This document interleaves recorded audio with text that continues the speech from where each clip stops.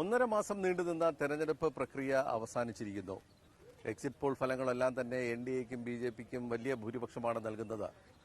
കോൺഗ്രസും പ്രതീക്ഷ കൈവിട്ടിട്ടില്ല. 295 സീറ്റ് വരെ ലഭിക്കുമെന്ന് മല്ലികാർജ്ജുന ഖാർഗെ പ്രഖ്യാപിക്കുകയും ചെയ്തിരിക്കുന്നു. ഏതായാലും വലിയ ഒരുക്കങ്ങളാണ് ഇവിടെ ഇന്ദ്രപ്രസ്ഥത്തിൽ നടക്കുന്നത്. ഇന്നലെ എൻഡിഎയുടെ അല്ലെങ്കിൽ ബിജെപിയുടെ ദേശീയ അധ്യക്ഷൻ JP നഡ്ഡ അദ്ദേഹത്തിന്റെ വസതിയിൽ ആഭ്യന്തരമന്ത്രി അമിത്ഷാ അടക്കമുള്ളവർ യോഗം ചേർന്നിരുന്നു.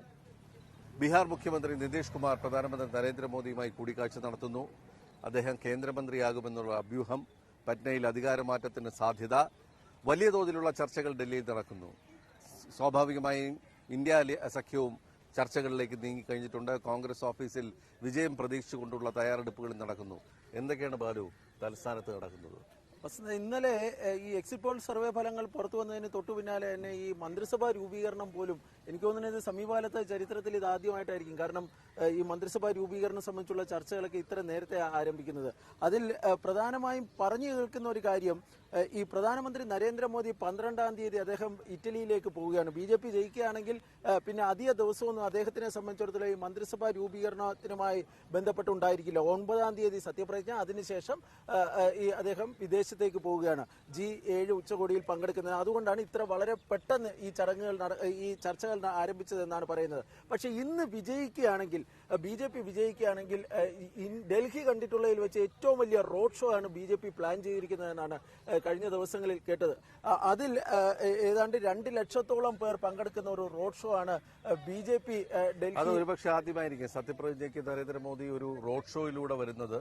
അത് അതിന് മുന്നോടിയായിട്ടുള്ള ഈ പരിപാടി അല്ലെങ്കിൽ 2014 അദ്ദേഹം നേരിട്ട് പാർലമെന്റ് മന്ദിരത്തിലേക്ക് വരികയും അവിടെ പടികളിൽ പിന്നെ നമസ്കരിച്ച ശേഷം ഇതിൽ കയറുകയുമായിരുന്നു. അപ്പോ കഴിഞ്ഞ തവണയാണെങ്കിൽ സത്യപ്രതിജ്ഞാ ചടങ്ങ് മാത്രമേ ഉണ്ടായിരുന്നു. അപ്പൊ ഈ റോഡ് ഷോ എന്ന് പറയുന്ന ഒരു വലിയൊരു ആഘോഷമാക്കി മാറ്റുക. റോഡ് ഷോയ്ക്ക് ശേഷം ഒരു കൾച്ചറൽ ഷോയും ഉണ്ട്. അത് ഈ നമ്മളിപ്പോൾ നിൽക്കുന്ന ഈ കർത്തവ്യ പഥിലോ അതല്ല എങ്കിൽ ഭാരത് മണ്ഡപത്തിലോ വെച്ചായിരിക്കും ആ ചടങ്ങ് എന്നാണ് പറയുന്നത്. പക്ഷെ കോൺഗ്രസും പ്രതീക്ഷയൊന്നും വിട്ടിട്ടില്ല. അവർ നല്ല രീതിയിലുള്ള ഒരുക്കങ്ങൾ നടത്തുന്നുണ്ട്.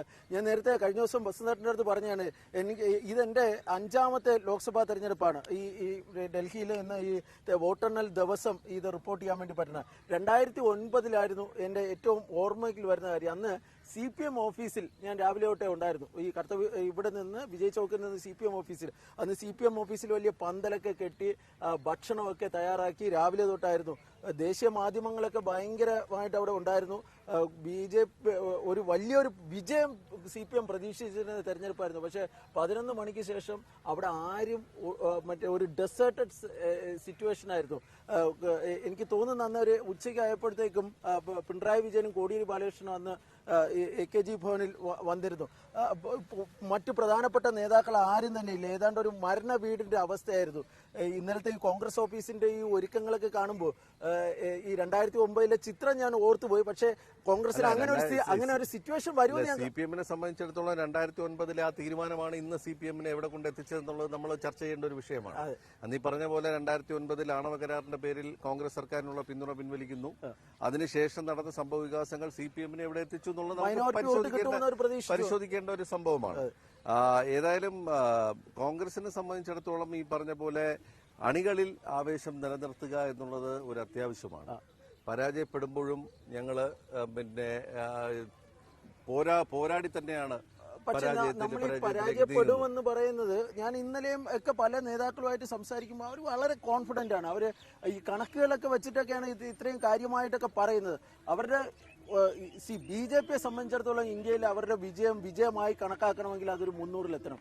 കോൺഗ്രസിനെ സംബന്ധിച്ചിടത്തോളം അത് 100 എത്തിയാൽ മതി. 100 കിട്ടിയാൽ കോൺഗ്രസ് വിജയിച്ചു എന്നാണ് പൊതുവെ 100 കിട്ടിയാൽ കോൺഗ്രസിന് മെച്ചമാണ്. കോൺഗ്രസ് എന്ന പാർട്ടിക്ക് മെച്ചമാണ്. എന്ന് വെച്ചാൽ കഴിഞ്ഞ 2 തവണത്തെ വൻ പരാജയത്തിന് ശേഷം 100-ലേക്ക് എത്തി എന്ന് പറയാൻ കഴിയും. 272 സീറ്റ് കിട്ടിയാൽ മാത്രമേ അധികാരത്തിലേറാൻ കഴിയുകയുള്ളൂ എന്നുള്ളൊരു സത്യം കോൺഗ്രസും ഇന്ത്യ സഖ്യവും മനസ്സിലാക്കണം. അത് സഖ്യകക്ഷികൾ കൂടി കൊണ്ടുവരണം. കോൺഗ്രസിന് ദക്ഷിണേന്ത്യയിൽ നിന്ന് കിട്ടുന്ന സീറ്റുകൾക്ക് പുറമെ ഉത്തരേന്ത്യയിൽ എവിടെ നിന്നൊക്കെ വലിയ തോതിൽ സീറ്റ് ലഭിക്കുന്നു എന്നുള്ളതാണ്. നേരത്തെ നമ്മൾ ചർച്ച ചെയ്യുമ്പോൾ മധ്യപ്രദേശിൽ ഭൂരിപക്ഷം സീറ്റുകൾ BJPക്ക്, രാജസ്ഥാനിൽ ഭൂരിപക്ഷം സീറ്റുകൾ BJPക്ക്. അപ്പോൾ കോൺഗ്രസിന് ഒറ്റയ്ക്ക് വലിയ തോതിൽ സീറ്റുകൾ ലഭിക്കുന്ന ഒരു സാഹചര്യത്തിൽ മാത്രമാണ് ഇന്ത്യ സഖ്യത്തിന് അധികാരത്തിലേറാൻ കഴിയുക എന്നുള്ളൊരു സത്യം അവിടെ നിലനിൽക്കുന്നു. ഏതായാലും മണിക്കൂറുകൾക്കുള്ളിൽ യഥാർത്ഥ ചിത്രങ്ങൾ പുറത്തുവരുന്നു. അതുവരെ ഈ പറഞ്ഞ എല്ലാ ഒരുക്കങ്ങളും 2 പാർട്ടികളും 2 സഖ്യങ്ങളും തുടരും എന്ന് തന്നെയാണ് നമുക്ക് മനസ്സിലാക്കാൻ കഴിയുന്നത്.